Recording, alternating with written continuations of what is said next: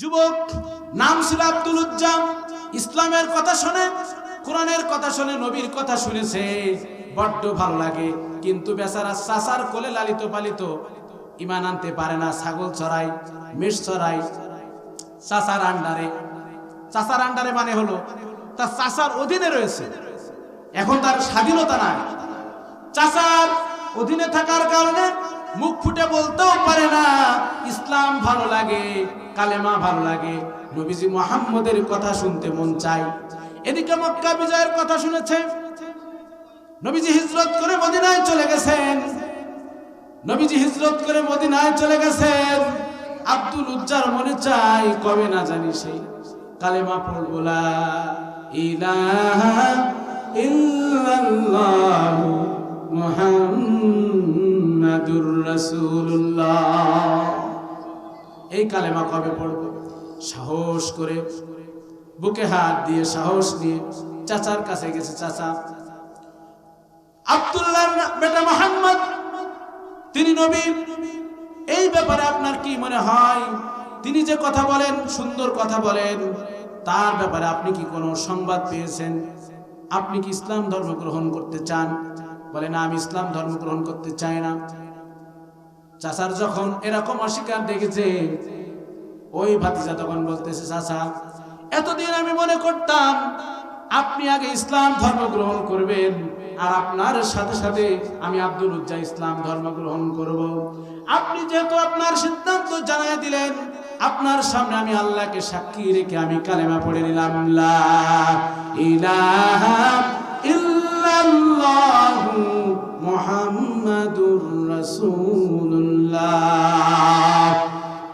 চাচা বলতেছে, ভাতিজা, তুমি কালেমা পড়লে এই কালেমা পড়ার পরিণতি কি তুমি জানো? তুমি আমার সামনে ইমানের সাক্ষ্য দিলে, এর পরিণতি হলো আমি যে ছাগল ভেড়া মোষ তোমাকে দিয়েছি সবগুলো ছেড়ে দিতে হবে। জমি জায়গা বাড়ি গাড়ি সব আমার টাকায়, আমার পয়সায় সব ছেড়ে দিতে হবে। তখন ভাতিজা চিন্তা করতেছে, কঠিন পরীক্ষার মধ্যে পড়ে গেলাম, কঠিন পরীক্ষার মধ্যে পড়ে গেলাম। বলতেছে, ঈমান আনার কারণে চাচাজি সব কিছু ছেড়ে দিলাম। চাচা বলতেছে, শুধু এইগুলি ছাড়লে হবে না, তোমার পরনে যে কাপড় রয়েছে সেটাও আমার পয়সায় কেনা, পরনের কাপড়ও তোমাকে দিতে হবে। কি কঠিন মুসিবত! টকবকে যুবক মানুষ ঈমান আনার কারণে চোখের পানি ছেড়ে দিয়ে চাচার সামনে কাপড় খুলে উলঙ্গ অবস্থায় বাড়িতে হাজির। মা দুই চোখে হাত দিয়েছে। যুবক ছেলের এই করুণ অবস্থা দেখে শতরাগলা হয়ে গেছে। বলে, মা তখন বলে, সন্তান, এই অবস্থা কেন তোমার? সন্তান বলতেছে, আল্লাহ নবী মুহাম্মদুর রাসূলুল্লাহ সাল্লাল্লাহু আলাইহি ওয়াসাল্লাম কালেমার দাওয়াত দেয়, ইসলামের কথা বলে, সুন্দর কথা বলে, আমার বড্ড ভালো লাগে। কালেমা পড়েছি মা, কালেমা পড়ার অপরাধে, কালেমা পড়ার কারণে চাচাজি আমার পরনের কাপড় পর্যন্ত খুলে নিয়েছে। তোমার কাছে কি এক টুকরো কাপড় হবে, কোন রকম লজ্জা স্থানটা ঢাকতে পারি? মায়ের কাছে এক টুকরা কম্বল ছিল, সন্তানকে দিলেন। কোন রকমে হাঁটু ঢাকে না, হাঁটু ঢাকতে গেলে ওইদিকে সতর আগলা হয়ে যায়, নাভি প্রকাশ পেয়ে যায়। আবার যখন নাভি ঢাকতে যায় হাঁটু আগলা হয়ে যায়। কোন রকমে সতরটা ঢেকে হাঁটা শুরু করেছে। হাঁটতে হাঁটতে মরু প্রান্তর পেরিয়ে কয়েকদিন কয়েক রাত পরে মসজিদে নববীর কোনায় গিয়ে বসে আছে। উস্কো খুস্কো চুল, ধুলাই মলিন, মুখটা শুকনো, থরথর করে শীতে কাঁপতেছে। আহারে, এই শীতের রাত্রে যদি আপনার গায়ে কাপড় না থাকে কি অবস্থা হবে? ঈমান আনার কারণে কি কঠিন মুসিবতের মধ্যে পড়েছেন আব্দুল উজ্জা। মসজিদে নববীতে চেয়ে আছেন, কখন না জানি আমার রাহমাতুল লিল আলামিন আসবে।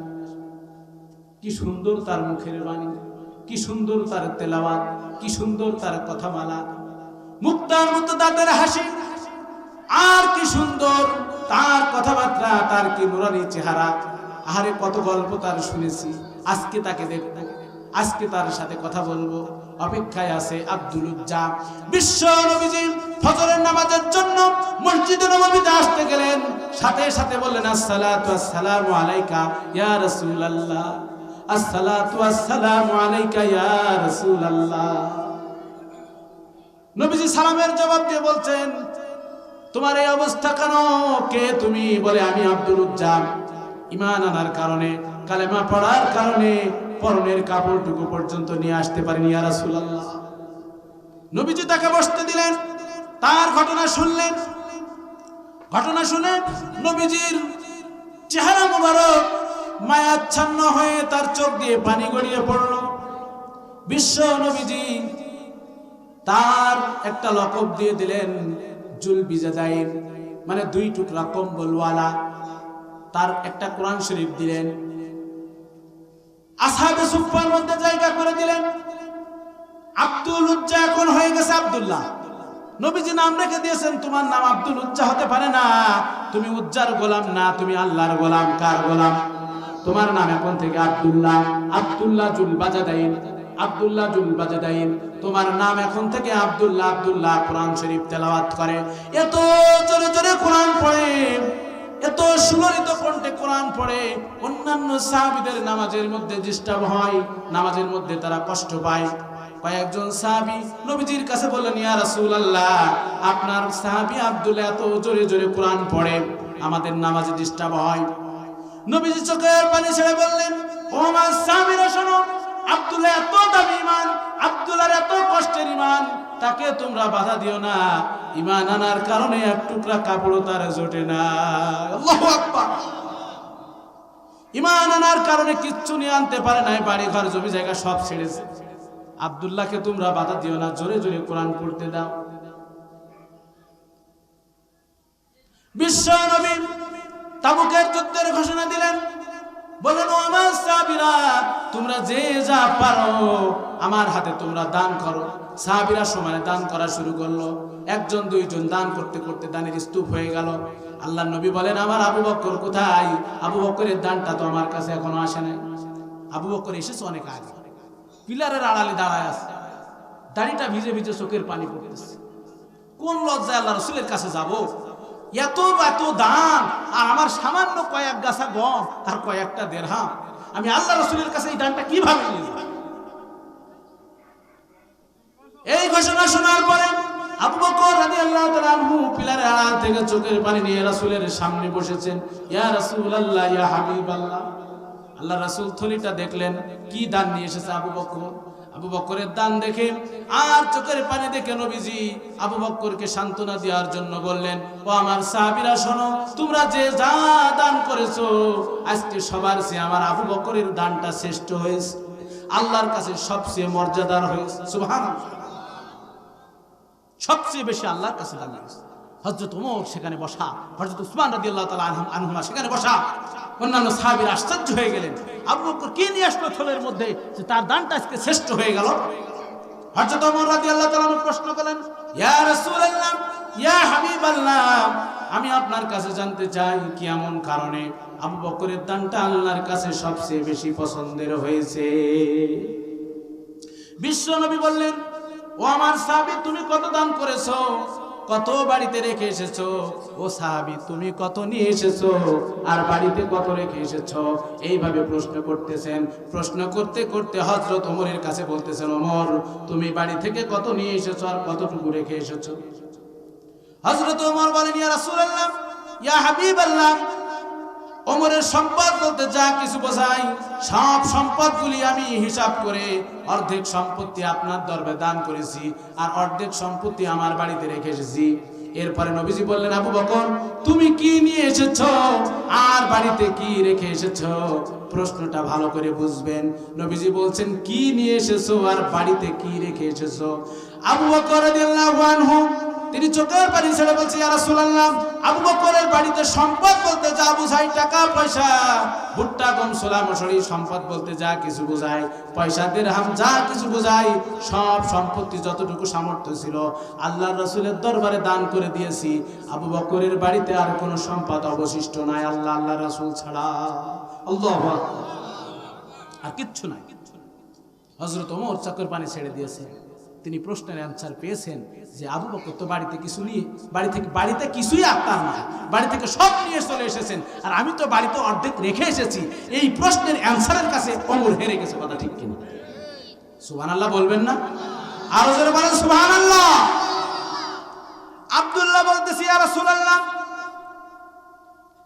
আপনার কাছে বিভিন্ন সাহাবী কত রকম দান করলো, এমনকি মহিলারা কানের দুল নাকের ফুল পর্যন্ত আপনার কাছে দান করে দিল। আমি এত দুর্ভাগ্যবান, এত কপাল পোড়া, এত অসহায়, আপনার কাছে আমি দান করার মতন আমার কোনো সামর্থ্য নাই। অনেকে আছে 10 লক্ষ টাকা দান করে, অনেকে আছে 10 টাকা দান করে, কথা ঠিক না? যার 10 টাকা দান করে তার 10 টাকা সামর্থ্য আছে, তার কষ্টের পয়সা, ঠিক কিনা? যার যতটুকু সামর্থ্য আছে সে সেই অনুপাতে দান করবে, কথা ঠিক না বেঠিক? প্রিয় ভাইয়েরা আমার, তাবুকের যুদ্ধের দামামা বেজে উঠল। সমস্ত সাহাবীরা যুদ্ধের জন্য প্রস্তুতি নিল। আব্দুল্লাহ বলছেন, ইয়া রাসূলুল্লাহ, শুনলাম তাবুকের অভিযান হবে, সমস্ত সাহাবীরা প্রস্তুতি নিচ্ছে, আমিও যুদ্ধে যেতে চাই, আপনি আমার জন্য দোয়া করেন, আমি যেন শাহাদাতের মৃত্যু আমার নসিব হয়।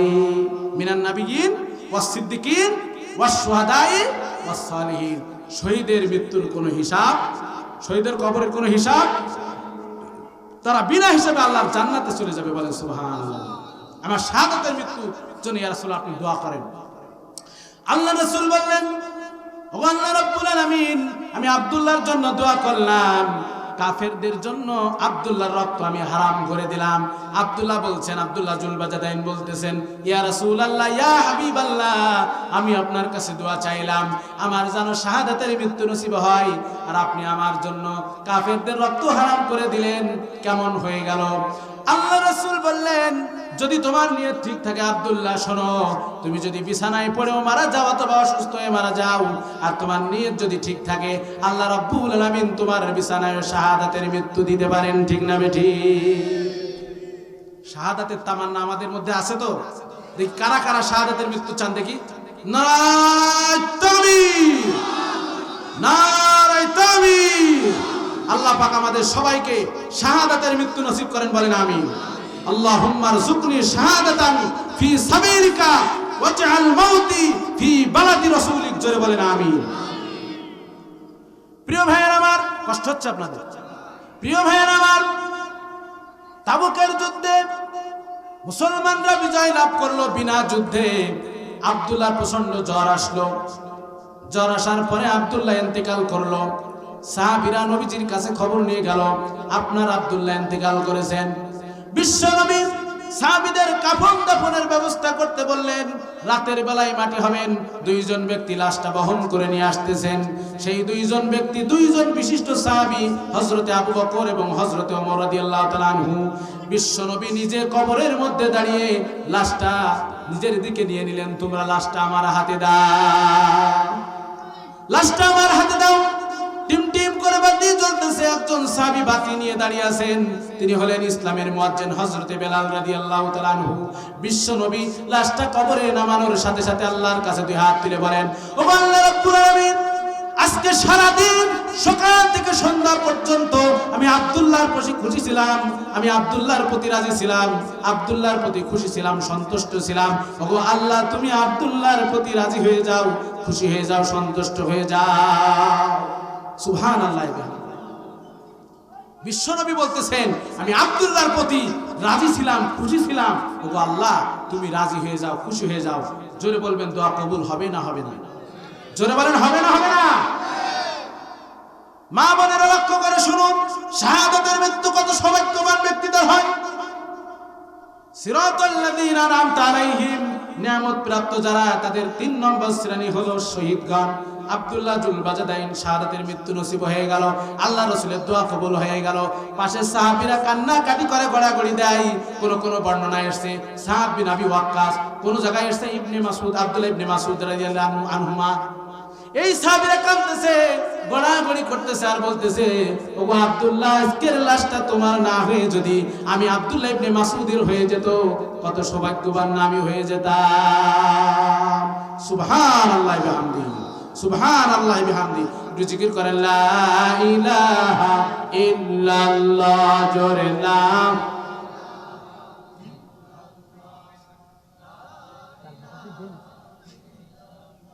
জোরে লা ইলাহা ইল্লাল্লাহ, সুবহানাল্লাহ, জোরে।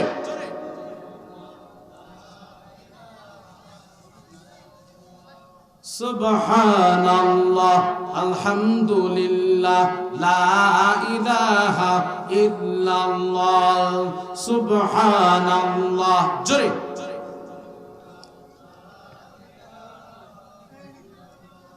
সুবহানাল্লাহ আলহামদুলিল্লাহ লা ইলাহা ইল্লাল্লাহ সুবহানাল্লাহ আলহামদুলিল্লাহ লা ইলাহা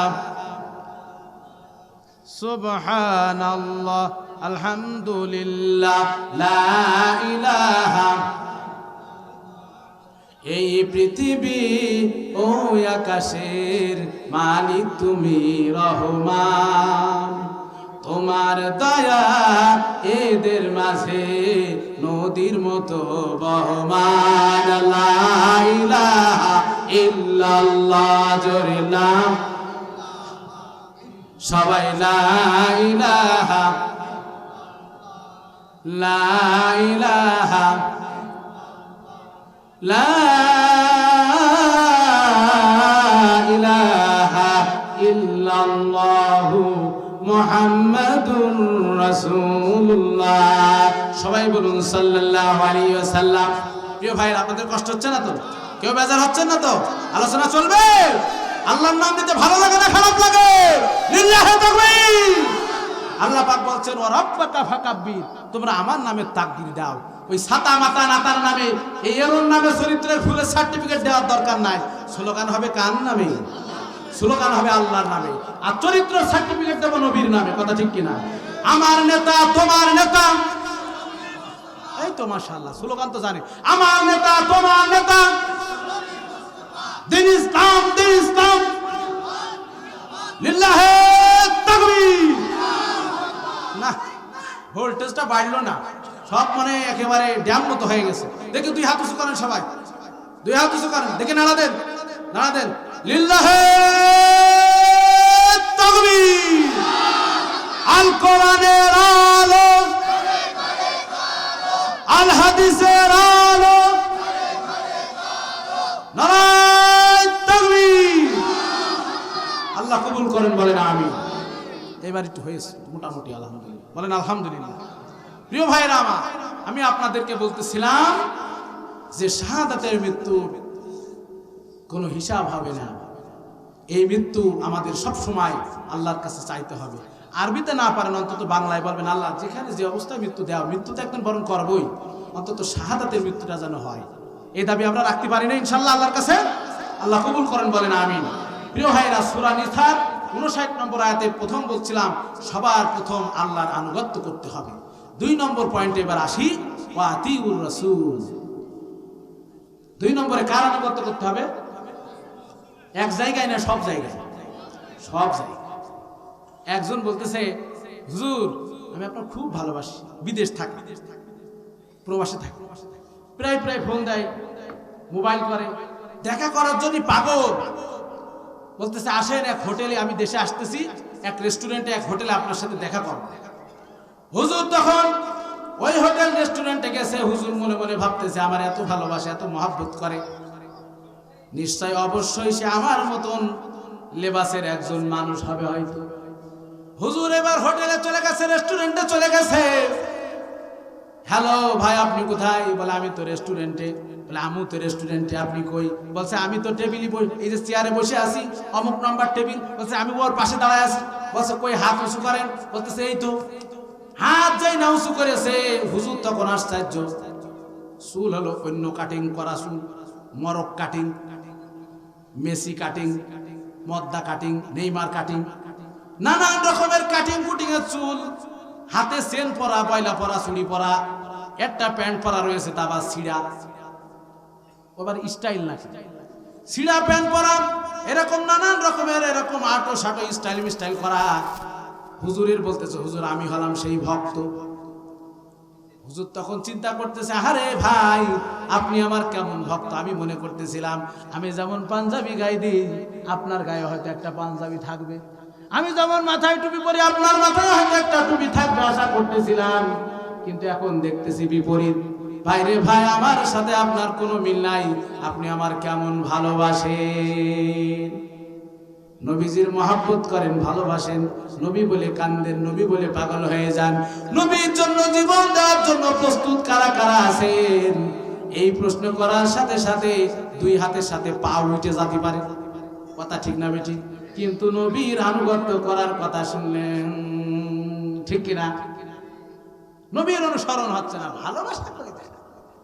নবীর ভালোবাসা তো আবু তালেবও বাসত, নবীর চাচা আবু তালেব কোন ভালোবাসত? ওরে বাবা বাবা, হাদিস কোরআন একটু পড়ে দেখেন। আল্লাহ পাক সূরা কসাসের 56 নম্বর আয়াত নাযিল করেছে, নবী যতই চাচার তুমি মহব্বত করো, ভালোবাসো, হেদায়েত চাচার হবে না, হেদায়েত আমার পক্ষ থেকে, কথা ঠিক না বেঠি? জোরে বলেন ঠিক কিনা? 2 নম্বর পয়েন্ট, ওয়াতিউর রাসূল, আল্লাহ রাসূলের আনুগত্য করো। এক জায়গায় না, সব জায়গায়, সব জায়গায় রাসূলের ইতাআত করতে হবে। নামাজ, রোজা, হজ, যাকাত, জানাজা, কাফন দাফন, সব জায়গায় নবীর ইতাআত দরকার, কথা ঠিক না বেঠিক?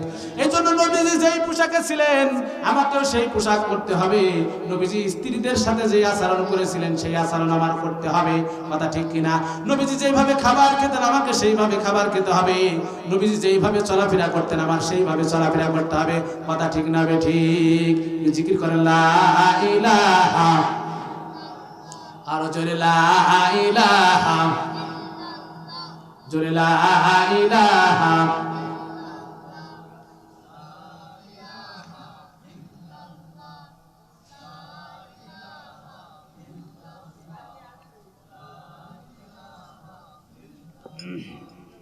লা ইলাহা,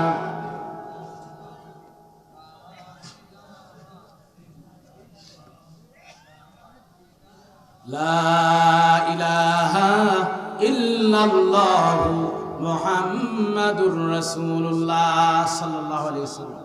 ইসালে সব মাহফিল, কি বলেন আপনারা? এজন্য আপনাদের সিস্টেমটাও দেখছি একটু রাত গভীর করা। আশেপাশে অন্যান্য জায়গায় মাহফিল করতে গেলে এই এত বেলা আলোচনা শেষ হয়ে যায়। তো আপনাদের আগ্রহ আলহামদুলিল্লাহ অনেক ভালো, বলেন আলহামদুলিল্লাহ। আর মাগুরায়, এই মোহাম্মদপুরে আমি প্রথম, মাগুরাতে আমি আমার জীবনের প্রথম আমি আসলাম, বলেন আলহামদুলিল্লাহ। তো আলহামদুলিল্লাহ, মানে প্রথম এসেই আমি আপনাদের প্রতি খুশি। আপনারা কি আমার প্রতি খুশি আছেন? আর আমরা সবাই কার প্রতি খুশি? বলেন আলহামদুলিল্লাহ। প্রিয় ভাইরা, 1 নম্বর আল্লাহর আনুগত্য, আর 2 নম্বর হলো রাসূলের প্রতি আনুগত্য। এই রাসূলের প্রতি আনুগত্য সম্পর্কে কি একটি ঘটনা বলবো। হযরত ওমর রাদিয়াল্লাহু তাআলা আনহুর কাছে একজন সাহাবী,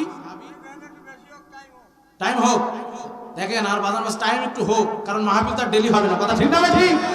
প্রিয় ভাইয়েরা আমার এক বন্ধু পুলিশের চাকরি করে, এখানে এসেছিল তুহিন স্যার, আমার ছোটবেলার বন্ধু। পোস্টারে আপনাদের এই জাঙ্গালি এলাকায় পোস্টার মারা দেখে আমার কাছে মোবাইল করেছে। কুষ্টিয়ায় ছিল 4 বছর ডিসি কোর্টে, এদিন টেলিফোন করে, আমি থাকি ভার্সিটিতে, আবার আমি মোবাইল করি, ও থাকে ডিউটিতে, দেখা সাক্ষাৎ হয় না। 4 বছর পার হয়েছে, দেখা হয় না। আমার বাড়ি ঝিনাইদহ, ওনার বাড়িও ঝিনাইদহ, 12 বাজার এলাকায় বাড়ি। আজকে মোবাইল করে বলতেছে, বন্ধু আমি জাঙ্গালিয়ায় রয়েছি, এখানে আছে কিনা জানি না, একটু আগে ছিল, জাঙ্গালিয়ায় রয়েছি, তুমি আসতেছো? একসাথে বন্ধুর সাথে নাস্তা করলাম, একসাথে খাবার খেলাম, ভালো লাগে না? লাগে না? ছোটবেলার বন্ধু এরকম মেলা দিন পরে দেখালি ভালো লাগে না? আবার ওই রকম দেখেন না, বলতেছে বন্ধু আমার চিনতে পেরেছো? তো চিনার টাইম আছে আমার। দেখেন নি টেলিভিশনে, দেখেন ফেসবুকে ভাইরাল হয়ে গেছে, বড় বাপের নেতা বলতেছে বন্ধু আমার চিনতে পেরেছো? তোমার চিনার টাইম আছে আমার এখন? আমি এখন আমার রাজনীতি নিয়ে একটা আলাদা টেম্পারের ভিতরে আছে, এখন আসতেছে বন্ধুর পরিচয় রাখো। যে ভাইরা না, এই কাজ করাই যাবে না। আল্লাহর প্রত্যেকটা সৃষ্টিকে সর্বোচ্চ সম্মান দিতে হবে, কথা ঠিক কিনা? ওয়ালাকাদ কাররামনা বানি আদম। তুমি কি হয়েছো? বক্তা হয়েছো? উস্তাদদের সম্মান করে না, মুরব্বীদের সম্মান করে না, এরকম বক্তা নামে তক্তা আছে না? প্রিয় ভাইরা, এরকম অনেক মাস্টার আছে, ছাত্র আছে, বড় হয়ে গেলে পিছনের কথা আর স্মরণ রাখে না, ঠিক না? এরকম এক ফকির এরকম ভিক্ষা চাইতে এসেছে। এক ভালো মানে জমিদার নতুন বিবাহ করছে, 2 জন স্বামী স্ত্রী খাইতে বসছে, এক ফকির এসে ভিক্ষা চাইছে, আমার জন্য সাহায্য দাও, ভিক্ষা দাও, আমার জন্য খাবার খেতে দাও। বলতেছে তুমি আর আসার টাইম পাওনি, নতুন বিবাহ করেছি, স্ত্রীর সাথে খেতে বসেছি, খাবারের সময় ডিস্টার্ব, ঘাড়ে ধাক্কা দিয়ে বের করে দিয়েছে। ফকির মানুষ, গরিব মানুষ, মিসকিন মানুষ, মনে বড় কষ্ট পেয়েছে, ব্যথা পেয়েছে, বুকে ব্যথা নিয়ে মনে কষ্ট নিয়ে ফিরে যাচ্ছে। বদদুয়া ভাই মুখে করা লাগে না, অন্তরে হয়, মুখে উচ্চারণ করা লাগে না। আজকে বাচ্চারে তুই কালকে ফকির, সকালবেলায় ধনী রে তুই ফকির সন্ধ্যাবেলা। ঠিক না ভাই? ঠিক। এই ফকির মনে কষ্ট পাইছে। কিছুদিন পরে এই বদদুয়া লেগে গেছে। জমিদারের জমি বিক্রি হয়ে গেছে, সব ছেড়ে চলে গেছে, রোগ ব্যাধি হয়ে গেছে। ওই জমিদারের স্ত্রী জমিদারকে ছেড়ে চলে গেছে, আর ওই ফকির আল্লাহর রহমতে এখন ধনী হয়ে গেছে। ঘটনাক্রমে এই জমিদার, তার স্ত্রী চলে গেছে, তার জমি জায়গা চলে গেছে, বাড়ি গাড়ি সব চলে গেছে। এখন তার হাতে থালা ঝুলে গেছে, ফকির হয়ে গেছে। এখন সে মানুষের দ্বারে দ্বারে ভিক্ষা করে। ভিক্ষা করতে করতে করতে এক বাড়িতে গেছেন, ওই সেই ফকির এখন জমিদার হয়ে গেছে। ভিক্ষা চাইতে এসেছে।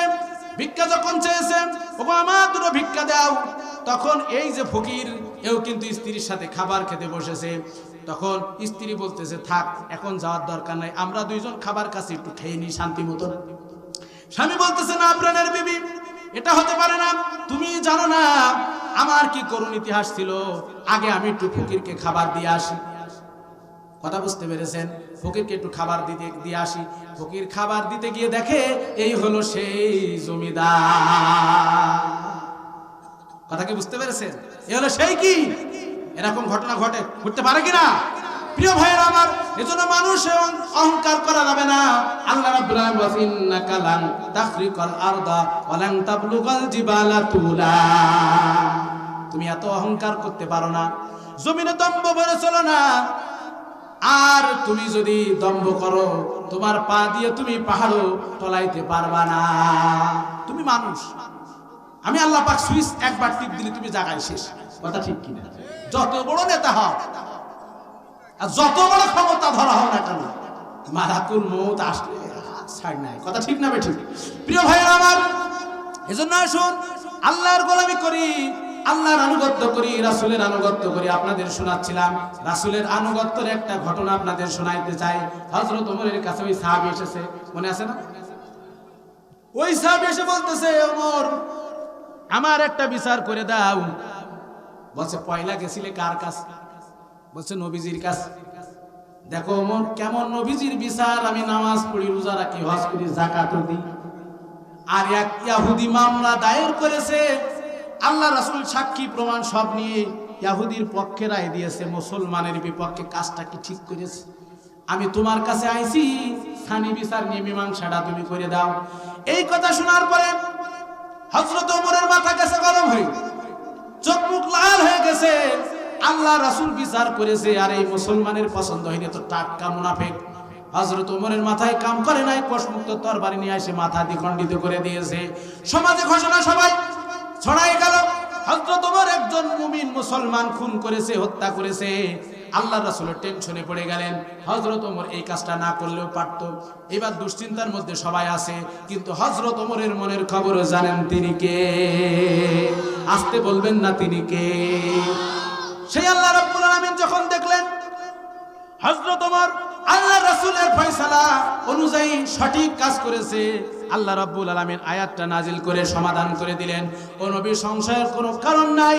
ফালা ওয়া রাব্বিকা লা ইউমিনুনা হাত্তা ইউহাক্কিমুকা ফীমা শাজারা বাইনাহুম। জোরে বলেন আল্লাহু আকবার। ও নবী, তারা কখনো ইমানদার ছিল না। এই যে লোকটা তোমার কাছে এসেছে, কখনো ইমানদার না, অরিজিনাল মুনাফিক। আল্লাহর রাসূল স্বয়ং নিজে ফয়সালা করেছে, কিন্তু সে মানতে পারে নাই। সুম্মা লা ইয়াজিদু মা আনফি আনফুসিহিম হারাজাত মিম্মা কাদাইতা ওয়া ইউসাল্লিমু তাসলিমা। আল্লাহর রাসূল তোমাদের ফয়সালা দেওয়ার পরে সেই বিষয়ে কোনো সংশয় রেখো না। ঘোষণাটা কাদের মধ্যে যারা এই নেতৃত্ব যারা দান করে, ইসলামী লিডার যারা আছে, যারা তোমাদেরকে কোরআনের বিধান, আল্লাহর আনুগত্য, রাসূলের আনুগত্য মাফিক যারা তোমাদেরকে নেতৃত্ব দেয়, লিডারশিপ করে, তাদের ইতাআত করো। যদি তারা যদি আল্লাহ রাসূলের দিকে তোমাদের না ডাকে, তাহলে তোমাদের তাদের আনুগত্য করার দরকার নেই। ঘোষণাটা কার? কিন্তু যদি তারা আল্লাহ রাসূলের দিকে ডাকে, তাহলে তাদেরও আনুগত্য করা তোমাদের উপরে ফরজ। কথা ঠিক না বেঠিক? প্রিয় ভাইয়েরা আমার, নবীজি এখন দুনিয়ায় নাই। আল্লাহ নবী মৃত্যুবরণ করার আগে কয়টা জিনিস রেখে গেছেন?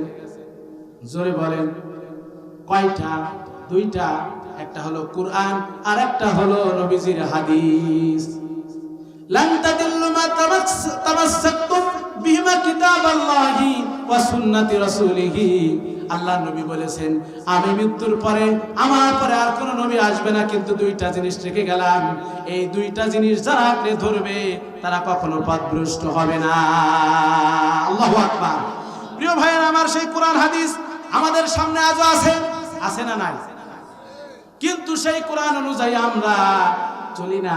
শুধু নামাজ রোজা হজ যাকাতের বেলায় কোরআন মানি, কিন্তু জীবনের বিস্তীর্ণ অঙ্গন, পরিবার পরিচালনা, সমাজ পরিচালনায়, রাষ্ট্র পরিচালনায় কোরআনও যে লাগবে, কোরআন লাগতে পারে, কোরআন যে শাসন করতে পারে, এইটা যারা মানে না তারা ইমানদার হতে পারে না, পারে না, পারে না। কথা ঠিক না বেঠিক? খুব ভালো করে বুঝবেন। কিন্তু কোরআন শরীফ আপনি যদি তেলাওয়াত করে যান, প্রত্যেক হরফে 10 করে নেকি হবে, কোনো ভেজাল নাই। খতম তারাবি পড়েন, কোরআন খতম করেন, সওয়াব হবে, গুনাহ হবে না। মা বাপ মারা গেছে, সন্তান যদি কোরআন তেলাওয়াত করে, মা বাপের জন্য দোয়া করে, সওয়াব হবে, গুনাহ হবে না। কিয়ামত পর্যন্ত যদি নবীজি কোরআন তেলাওয়াত করত, বদর উহুদ খন্দক সংগঠিত হতো না। কথা ঠিক না বেঠিক? নবীজি যখন কোরআন তেলাওয়াতের পাশাপাশি কোরআন যখন কায়েম করতে চেয়েছেন আল্লাহর বিধান মোতাবেক, তখনই নবীজির সাথে যুদ্ধ লেগে গেছে। এই কথা বলছেন না কেন? কথা বলছেন না কেন? ঠিক কিনা? এই জন্য যারা কোরআন পড়ে এবং কোরআন যারা বোঝে, তারা কোরআন পড়তে পড়তে দেখবে যে কোরআন একটা আন্দোলনের নাম। কোরআন কিসের নাম? আল্লাহ নবী সারা জীবন মক্কায় ছিল না, মদিনায় ইসলামী রাষ্ট্র কায়েম করেছিল। এই জন্য যারা অনেকে বলে হুজুর কোরআনের মধ্যে রাজনীতি নাই, তাহলে আপনার কাছে আমার প্রশ্ন, আল্লাহ বলছেন ওয়াতাম্মাত কালিমাতু রাব্বিকা সিদকা ওয়া আদলা, আল্লাহ বলছেন আমার কালেমা পরিপূর্ণ। আবার আল্লাহ বলছেন আল ইয়াউমা আকমালতু লাকুম দীনাকুম, আমার ইসলাম ধর্ম আমি পরিপূর্ণ করে দিলাম। তাহলে আপনি বলেন ইসলামের মধ্যে সব আছে, রাজনীতিটা নাই, তাহলে কি ইসলাম পরিপূর্ণ হতে পারে? কথা কি বোঝেন? সব আছে কোরআনের মধ্যে, সব আছে। তিবিয়ানাল লিকুল্লি শাই, আল্লাহ বলেছে কোরআনের মধ্যে সব দিয়েছি। এই কোরআন যদি সমাধান হিসেবে নাও, শান্তি পরিবারে, কোরআন পরিবারে দেখেন কায়েম করেন, পরিবারে শান্তি দিয়ে দেবেন কে? কোরআন সমাজে চালু করেন, শান্তি দিয়ে দেবেন আল্লাহ পাক, মাদক থাকবে না। এই যে আমার তুহিন বন্ধু পুলিশ বলতেছে, বন্ধু আজকে মাদক নিয়ে কিছু কথা বলবো। মাগুরা মোহাম্মদপুরে মাদকে 6 লাখ, অনেক ভাইরা আছে মাদকাসক্ত হয়ে গেছেন। বিড়ি খান কারা কারা? হাত তোলেন দেখি। বিড়ি সিগারেট কারা খান দেখি? হাত তোলেন। ওরে বাবা, সব তো আল্লাহর ওলি। প্রিয় ভাইরা, হাত উঠাচ্ছে না, এটা কোরআনের মাহফিল রেকর্ড হচ্ছে, আল্লাহ পাক এখানে যদি সাক্ষী দিয়ে দিই, আল্লাহ যদি কয়ে তুই বিড়ি খাইছি দিয়ে দে, ক্যামেরার ভিতরে সব রয়েছে, এই যে হাত তোলার দরকার নেই, যা হয়ে যায়। প্রিয় ভাইরা, মাদকের সাথে কোনো সম্পর্ক রাখা যাবে না। যাবে নাকি? কোন ইমাম সাহেব কি বিড়ি খায়? দেখবেন কোন ইমাম সাহেব বিড়ি খায়? কোন ইমাম সাহেব দাড়ি শেভ করে? এই সমাজের ইমাম সাহেবরা তো সবচেয়ে ভালো মানুষ আমার দেখা দৃষ্টিতে। কি বলেন? নাহলে তো তার পিছনে মানুষ ইক্তেদাই করবে না। ইক্তেদাই তো বিহাজাল ইমাম, ইমামের পিছনে ইক্তেদা করতেছি, তো ইমাম সমাজে ভালো বলেই তো ওই ইমামের পিছনে ইক্তেদা করতেছি। কথা ঠিক না বেঠিক? তাহলে সমাজে যে ব্যক্তি ইমাম হবে, কয়েক লক্ষ লোকের যে নেতৃত্ব দেবে, তার তো ইমাম সাহেবের মতন অন্তত না হলেও অন্তত ওই রকম তো কিছু হওয়ার দরকার। কথা ঠিক না বেঠিক? আরে কথা কন না, ঠিক না বেঠিক? প্রিয় ভাইরা আমার, এই জন্য আপনারা ইয়া আইয়ুহাল্লাযীনা আমানুত্তাকুল্লাহা ওয়া কুনু মা'আস সাদিকিন, সত্যবাদীদেরকে আপনাদের বেছে নেওয়া লাগবে। কিয়ামতের দিন আল্লাহ রাব্বুল আলামিন আপনার আমলনামাগুলো খুঁটে খুঁটে দেখবে, এরা ভালোর সাথে ছিল না খারাপের সাথে ছিল, মাদকের সাথে ছিল না কোরআনের সাথে ছিল। আমরা কিসের সাথে থাকবো? জোরে বলেন, জোরে বলেন, কিসের সাথে? আরো জোরে, কিসের সাথে?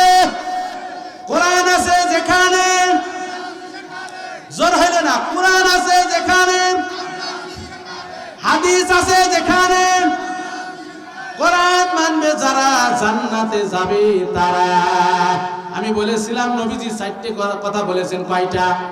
একটা বলেছিলাম প্রথমে, মনে আছে, আফসুস সালাম, তোমরা মানুষদেরকে সালাম দাও। বাকি 3টা কি কব? কবনি। 1 নম্বর, তোমরা মানুষদেরকে সালাম দাও। দুই নম্বর ওয়াতিমুত তাআম, তোমরা মানুষদেরকে খেতে দাও। মানুষদের কি করো? খাইতে দিবেন। এটা ইসলামের সর্বশ্রেষ্ঠ কাজ।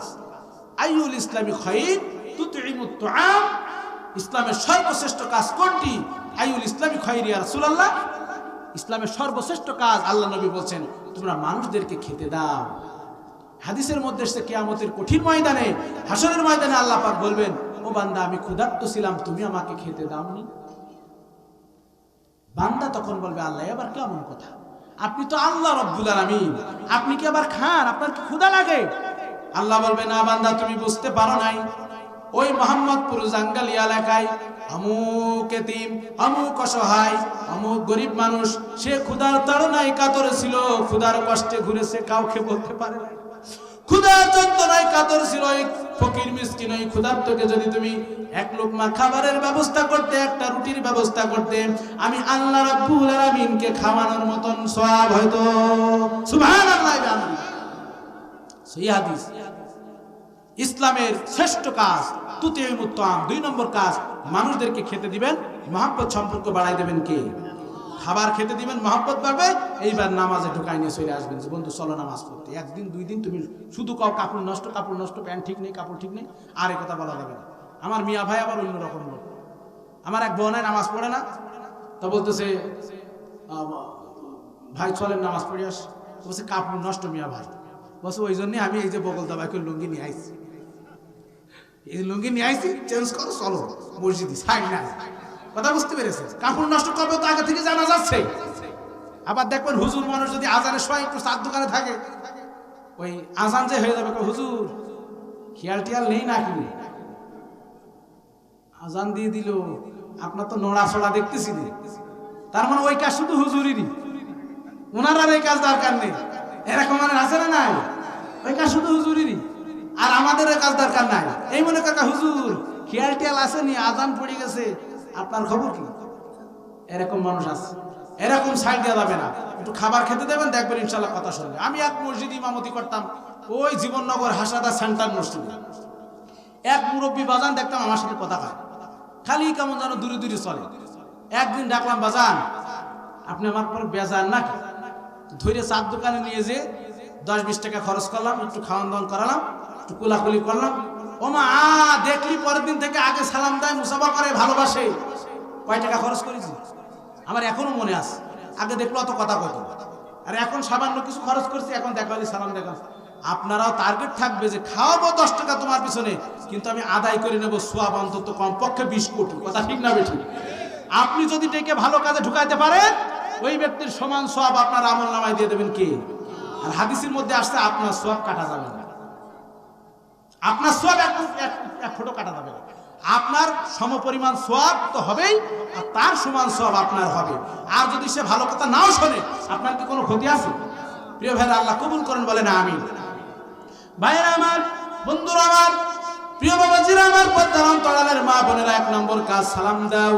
2 নম্বর কাজ হলো মানুষদেরকে খাবার খেতে দাও। 3 নম্বর হলো ওয়াসিলুল আরহাম, আত্মীয়তার সম্পর্ক বজায় রাখো।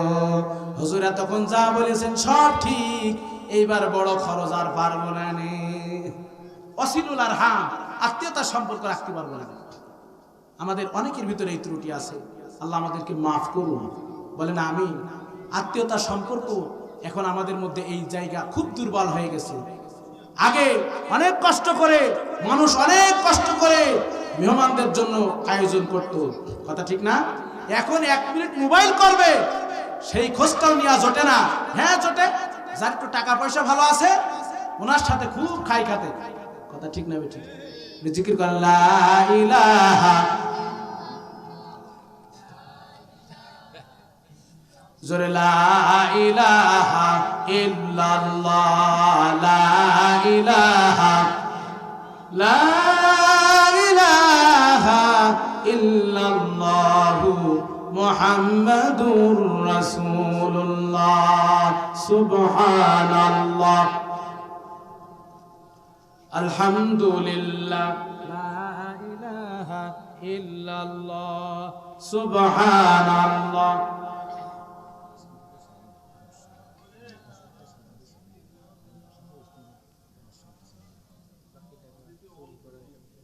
জোরে সুবহানাল্লাহ, আলহামদুলিল্লাহ, লা ইলাহা ইল্লাল্লাহ মুহাম্মাদুর রাসূলুল্লাহ। অনেকের অনেক রিকোয়েস্ট। আমার এই যে রোকন আঙ্কেল বলতেছে যে মা বোনদের সম্পর্কে একটু বললেন। আর আমার এই জাহিদ ভাই মিডিয়ায় যে ক্যামেরাম্যান, উনি বলতেছেন ভাই অনেকে চুরি করে, টাকা নিয়ে টাকা দেয় না। জাহিদ ভাই এখানে কি লেনদেন আছে নাকি? এখানে কেউ কারোর সাথে দিনা নাই আছে নাকি? সবার সম্পর্কে দু একটি কথা বলবো, রাজি আছেন তো ইনশাআল্লাহ? ওয়াসিলুল আরহামের ক্ষেত্রে তো মা বোনদেরই বেশি দায়িত্ব। আমার বাজানেরা ভাইরা তো অনেক সময় বাড়ি থাকে না, বাজার ঘাট সদাই সব করে দেয়। একটুখানি সামান্য একটু ভালো ব্যবহার, সামান্য একটু খেদমত যদি মা বোনেরা করে, অফুরন্ত সওয়াব আল্লাহ পাক মা বোনদের আমলনামায় লিখে দেবেন। বলেন সুবহানাল্লাহ। প্রিয় ভাইয়েরা, অধিকাংশ আত্মীয়তার সম্পর্ক বন্ধনকে আরো দৃঢ় করার জন্য মা বোনদের ভূমিকা বেশি থাকে। মা বোনেরা যদি খেয়াল করে তাহলে শ্বশুর শাশুড়ি, মা বাবা নিজের মা বাপকে যেমন গুরুত্ব দেবে, শ্বশুর শাশুড়িকেও তেমন গুরুত্ব দেবে। কারণ আমার স্বামীর মা বাপ, আমি আমার স্বামীর মা বাপকে যদি খেদমত করতে পারি, আর যাই বলেন কোন সন্তান তার মা বাপের খারাপ চায় না। ওই স্ত্রীকে ওই স্বামী সবচেয়ে বেশি ভালোবাসবে। কথা ঠিক না বেঠিক? অনেক স্ত্রী বলে ভাই আপনার ভাই কথা শোনে না। কথা শুনবে কি? আপনি শ্বশুর শাশুড়ির একটু খেদমত করে দেখেন আপনার সোনা পাওনা শাড়ি চুড়ি না কোনো কিছুর অভাব হবে না। কথা ঠিক না বেঠিক? প্রিয় ভাইয়েরা, আমার শাশুড়ি মাদেরকেও খেয়াল রাখতে হবে। নিজের মেয়ের কত খোঁজ নাই, কিন্তু বৌমার কোনো সময় একটু খেয়াল রাখে না, সব সময় আড়ে চোখে তাকায়। এই জন্য উভয়ের প্রতি আন্তরিক হইতে হবে। এই সবই আত্মীয়তার বন্ধন, মায়া মহব্বতের বন্ধন, রক্তের সম্পর্ক। প্রিয় ভাইরা আমার, কোরআন যদি সমাজে পরিবারে কায়েম করা যায়, পরিবারের ভিতর প্রতিদিন যদি কোরআন তেলাওয়াত হয়, বাড়ি থেকে যদি কোরআন তেলাওয়াত আসে, সন্তানরা যদি দ্বীনি শিক্ষায় শিক্ষিত হয়, ওই বাড়ি অশান্তি থাকতে পারে না। ঠিক কিনা? কিন্তু কোরআনের আমল তো আমাদের বাড়িতে চালু হয়। কোরআন তেলাওয়াত তো বাড়িতে প্রতিদিন হচ্ছে না। এই কারণে আমাদের অভিভাবকদের ব্যর্থতা বেশি। আমার ওখানে এক জায়গায় গান বাজতেছে, ডিজে গান। আমি রাত 9:30টার সময় মোটরসাইকেল নিয়ে চলে গেলাম, একজন সাথে নিয়ে চলে গেলাম। আমি ওদেরকে দিয়ে দেখলাম যুব সমাজ প্রায় 20-25 জন, সব এই 10 থেকে 15 বছর বয়স, এরকম কাছাকাছি। সবাই ডাক দিলাম, ওরা আমার দেখে ডিজে গান বন্ধ করে দিয়েছে। সুবহানাল্লাহ বলেন। সবাইকে তওবা করালাম, সবাই রাজিও হয়ে গেল। পেছন থেকে এক মহিলা, এক মা চাচি বলতেছে, হুজুর মেলা টাকা খরচ করে নিয়ে এসেছে, সামান্য কিছু সময় বাজাবে, তারপরে বন্ধ করে দেবেন। তাহলে আসল গোড়া কোথায় বুঝতে পারছেন? কথা কি বুঝতে পেরেছেন? আমি এখান থেকে টাইট দিচ্ছি, ওখান থেকে আবার লুজ করে দিচ্ছে। তাহলে কি আমি যতই চিল্লাই মাইকের হর্নের আওয়াজ কি বাড়বে? আসল জায়গা হলো ওই অভিভাবক। আমাদের গার্ডিয়ানরা বেশি আশকারা দেয়, যার কারণে আমাদের সন্তানরা বেশি আশকারার কারণে, বেশি আল্লাদের কারণে ওরা এই বড় হওয়ার পরে মা বাপকে লাঠি মারে, ঝাঁটা মারে, দেখে না, খেতে দেয় না। কথা ঠিক না বেঠিক? কেন ছোটবেলায় যখন ওর উপর ডানা গজাচ্ছিল তখন একটু টাইট দেন। কথা ঠিক না বেঠিক? বলে হুজুর আমার ছেলে নামাজ পড়ে না। তা আমি বললাম খাবার কি 3 বেলা আমি দিই? আমার নিজের বেতন ওঠে না মসজিদে, আপনার আমার ছেলের আবার দেখার টাইম দেন। 3 বেলা খাবার বন্ধ করে দেন, নামাজ না পড়লে তোমার খাবার হবে না। একটু টাইট দেন এই ছোটবেলায় অন্তত। কথা ঠিক না বেঠিক? প্রিয় ভাইরা, যদি সন্তান থেকে 4টা, অন্তত একটা তো নিয়ত করবেন কোরআনের পথে দেব। পারা যাবে না ইনশাআল্লাহ? প্রিয় ভাইরা, আপনার নিজের সন্তান, নিজের ভাই, নিজের আত্মীয়, নিজের রক্ত, একটা বাপ যদি মারা যায়, সন্তান যদি জানাজা করে, এই সন্তান যেই রকম ঢকে জানাজার নামাজটা পড়াবে আর ইমাম সাহেব যেই ঢকে পড়াবে, কি এক হবে? কথা কি বোঝেন? যদি নিজের সন্তান যদি নিজের পিতার জানাজায় দাঁড়ায়, জানাজার নামাজটা একটু খেয়াল করেন।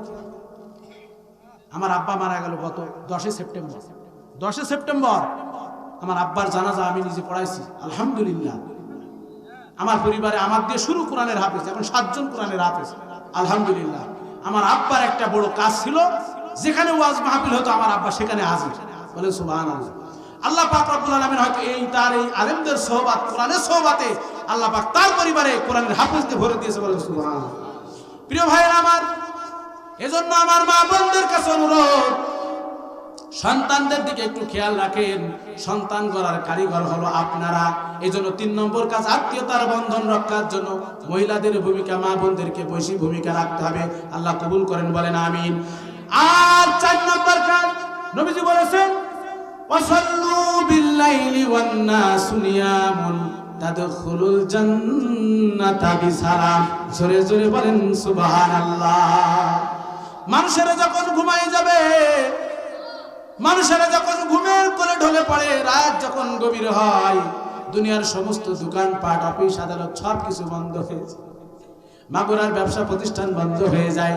আল্লাহ রাব্বুল আলামিন বলেন, দুনিয়া যখন নিস্তব্ধ হয়ে যায়, দুনিয়ার দোকানপাট, অফিস আদালত সব যখন বন্ধ হয়ে যায়, আমি আল্লাহর অফিস আদালত সেই সময় খুলে যায়।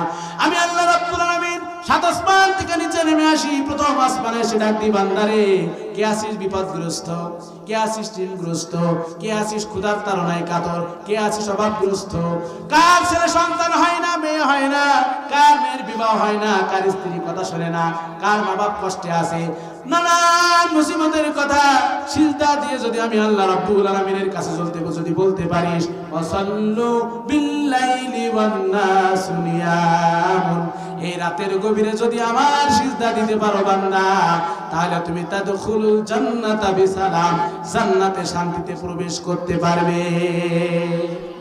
আরো জোরে বলি সুবহানাল্লাহ। 4টি কাজ পারা যাবে না ইনশাআল্লাহ। 1 নাম্বার কি? সালাম। জোরে বলেন, সবাই একটু ফিনিশিং দেন। 1 নাম্বার কি? সালাম দেব কিভাবে? আসসালামু আলাইকুম ওয়া রাহমাতুল্লাহ। আর সালামের উত্তরটা উত্তম আওয়াজে না আরো নরমাল? উত্তম আওয়াজে। কেমন? ওয়া আলাইকুমুস সালাম ওয়া রাহমাতুল্লাহি। অনেকে আবার আত্মীয়স্বজন বাড়িতে থাকে, সালাম আলাইকুম বিআই সাহেব, ওয়া আলাইকুম সালাম। আবার কয় সালাম আলাইকুম, ওয়া আলাইকুম আসসালাম।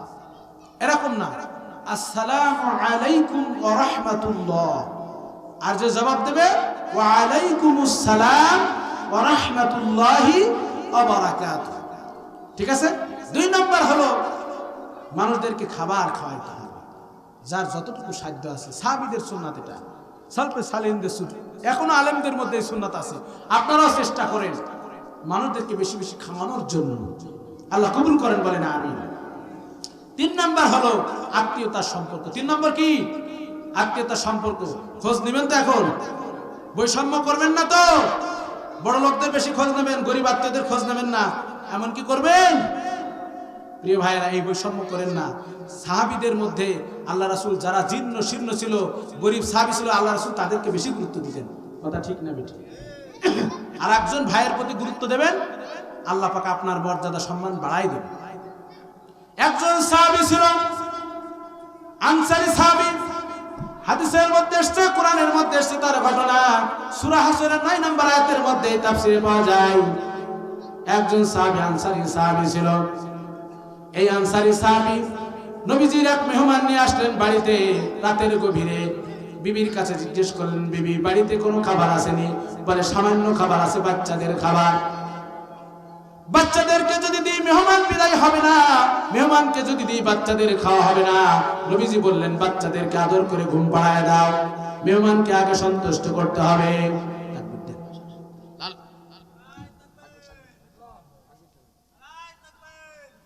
নারায়ে তাকবীর। প্রধান বক্তার আগমন, প্রধান বক্তার আগমন, মাসুম বিল্লাহ ভাইয়ের আগমন, জাঙ্গালিয়াবাসীর পক্ষ থেকে, জাঙ্গালিয়া হাফেজিয়া মাদ্রাসার পক্ষ থেকে নারায়ে তাকবীর। প্রিয় ভাইরা, আপনারা কষ্ট পাচ্ছেন? আমার বড় ভাই চলে এসেছেন, বিশিষ্ট আলেমী দ্বীন আলহাজ হাফেজ মাওলানা মাসুম বিল্লাহ ভাই। আল্লাহ পাক রব্বুল আলামিন আমার ভাইকে নিয়ে এসেছেন। আমার আলোচনা দীর্ঘায়িত করব না, আপনারা কষ্ট পাচ্ছেন। আমি ভাইয়ের কাছ থেকে অনুমতি নিচ্ছি, আমি সংক্ষেপে শেষ করব ইনশাআল্লাহ। প্রিয় ভাইরা, একটু জিকির করেন লা ইলাহা।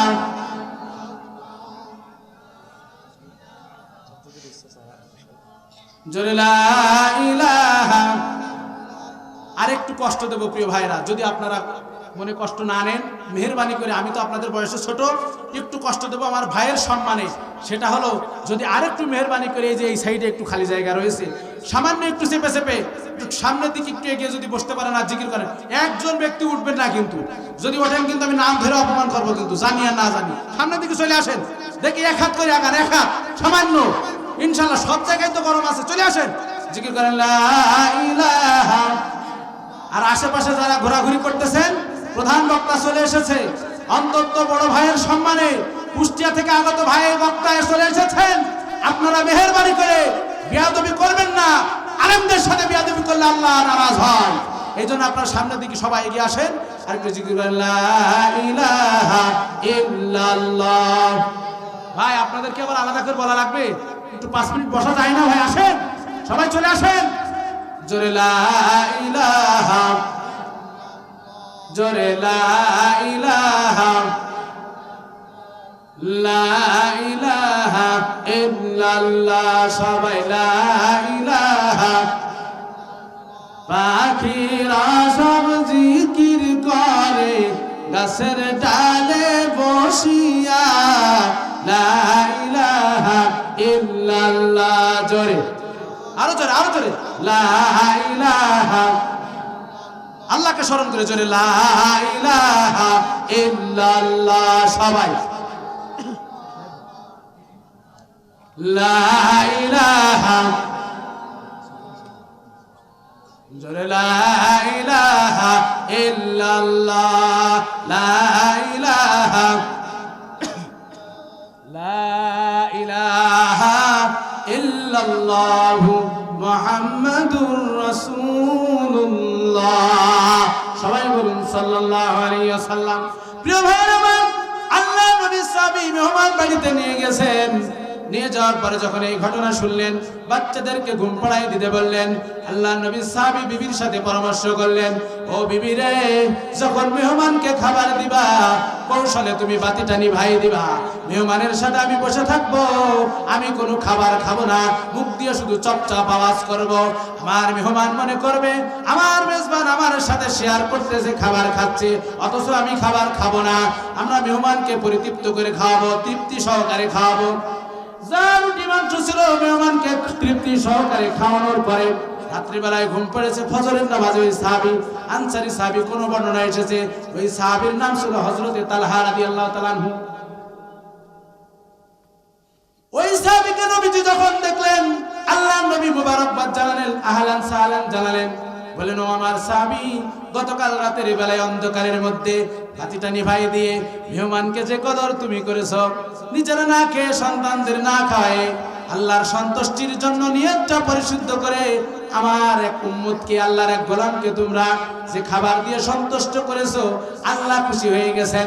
তোমার ব্যাপারে আয়াত নাজিল করে আল্লাহ পাক বলছেন, ওয়ায়ুসিরুনা আলা আনফুসিহিম ওয়ালাউ কানা বিহিম খাসাসা, তারা নিজেদের থেকে অন্যদেরকে আগে অগ্রাধিকার দেয়, নিজেরটা আগে না, আগে জনগণের। এটা কথা ঠিক না বেঠিক? আর যারা স্বার্থবাজ, ওরা আগে নিজের পকেট ভারী করে, সয়াবিন তেল সব খাটের নিচে, মনে আছে তো? জনগণের টাকা মেরে সব খেয়ে বিদেশে বাড়ি করে। এরকম শয়তান মার্কা নেতা আছে না?